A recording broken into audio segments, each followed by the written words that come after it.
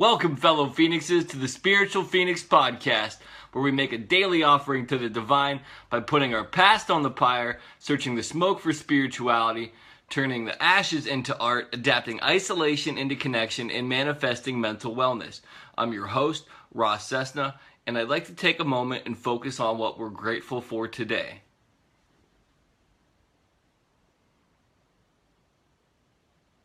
Today, I'm grateful for my mental health medication. I never thought I would say that. I was always anti-medication. It helped me get back to who I am, and it really did help me. Granted, I don't need to be on it forever, they've said, and they're going to work on taking me off of it, which I'm grateful for because I don't want to be dependent upon medication. With that, I'd like to get into a couple quotes that will get into what today's topic is.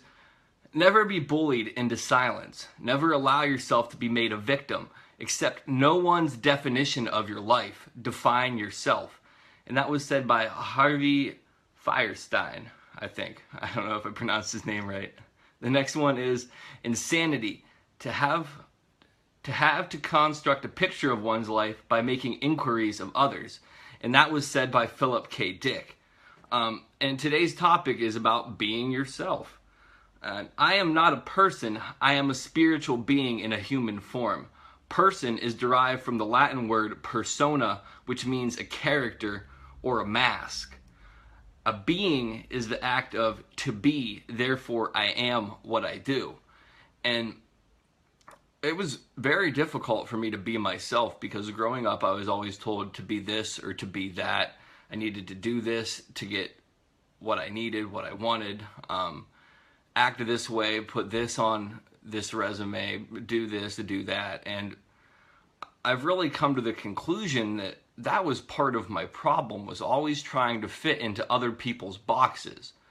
And there's a quote where it says, when people try to stick you in their box, shove that box up their ass. And I don't know if I would go that far today, but I'll be myself.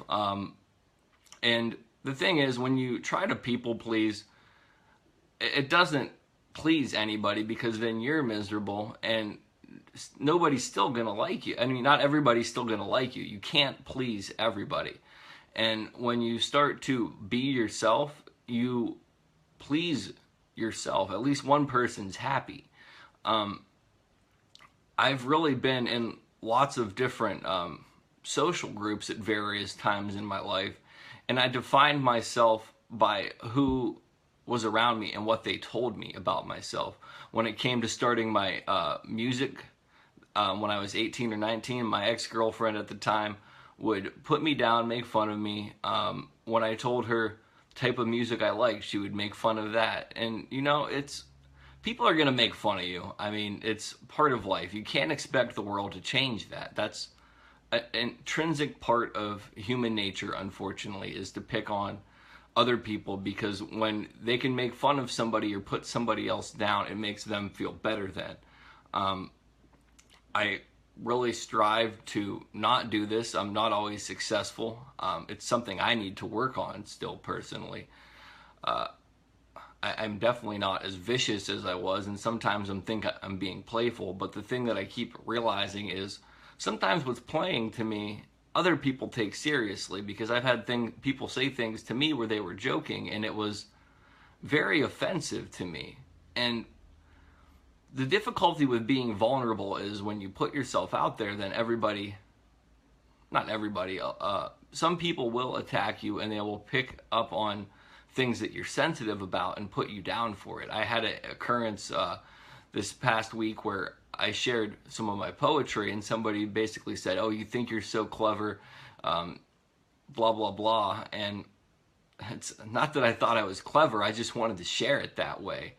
And they said that I was looking for attention or acceptance. And the thing is, by them not accepting me, now I know that I won't be accepted, so I'm going to do more poetry for myself. So they kind of ended up getting the exact opposite effect of what they were intending, or what I perceived they were intending, because I don't know. And the reality is, how people perceive you is a reflection of them. And I mean, my perception of that is I can't specifically say because, I mean, it seems like he was more threatened by that, and my response was that I felt threatened by the way he approached me.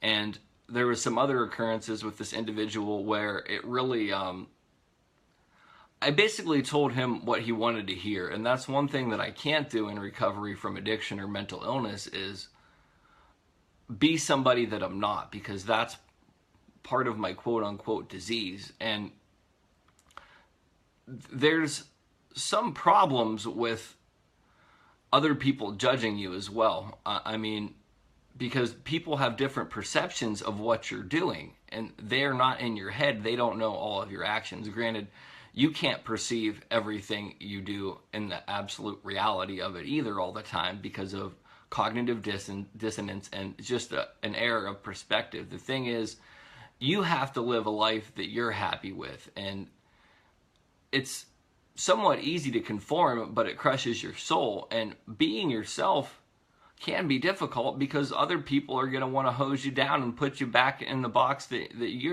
they're stuck in. I mean, one thing with recovery that's difficult for me is other people perceiving what I should do and perceiving that everything they say is truth. In 12-step programs specifically, there's this bandwagon fallacy, and if you don't conform to everything people are doing, they'll say that you're not working the program or you're going to fall off, or they'll use fear basically to get you to conform. If you don't do this, you're going to do the behaviors that you're in the 12-step for.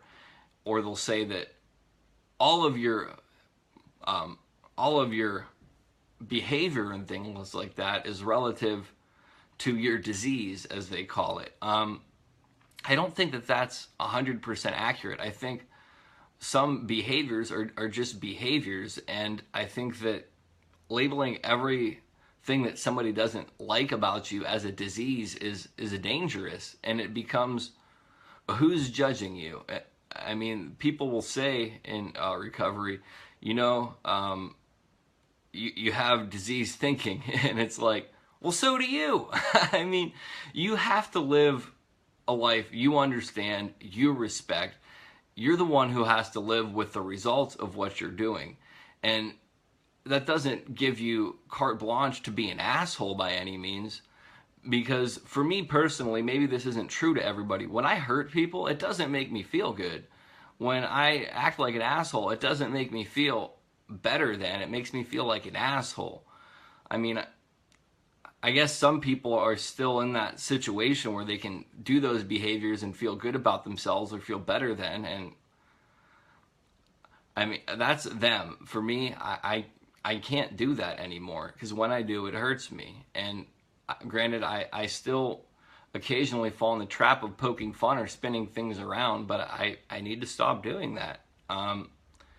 And I could keep going on and on about being yourself, but it's a relatively simple thing. Be yourself. People are going to make fun of you and pick fun of you pretty much regardless. And the people that do that, that's on them. It isn't about you. It's about them and wanting to feel in control and in power and better than. And don't give people that power. Don't victimize yourself. And with that, I'd like to say love and light. Namaste.